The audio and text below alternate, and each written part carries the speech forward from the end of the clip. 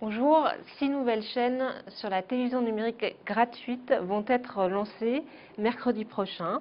On aura une chaîne du groupe TF1, HD1, sur la fiction, une chaîne du groupe M6 qui s'appellera Sister, qui sera une chaîne familiale, une chaîne du groupe Énergie, Chérie 25, qui sera une chaîne pour les femmes, une chaîne de Next Radio TV, RMC Découverte, qui portera sur les documentaires, deux autres chaînes, une sur le sport, l'équipe 21, qui est en fait une émanation de l'équipe TV, qui existe aujourd'hui sur le câble et satellite, et puis numéro 23, qui est une chaîne sur la diversité.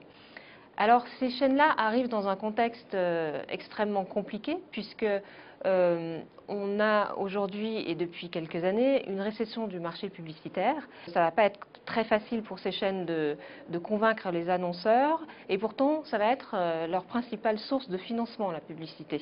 Ensuite, elles vont devoir assumer des coûts de diffusion extrêmement élevés, à peu près 10 millions d'euros pour chacune d'entre elles, sachant que la plupart de ces chaînes ont un budget total de 30 à 40 millions d'euros.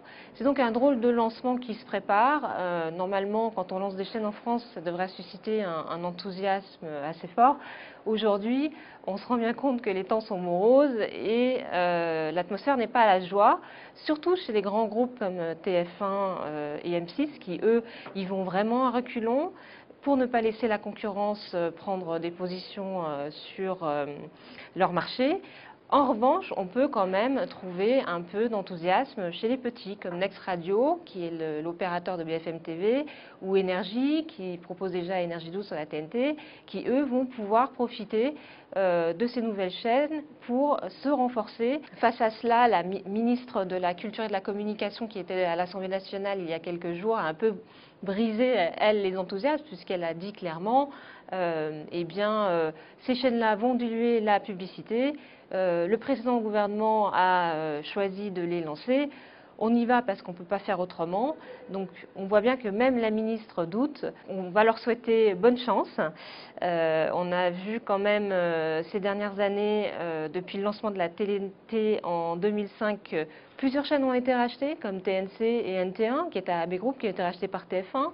On a eu également la chaîne Direct 8 et Virgin 17.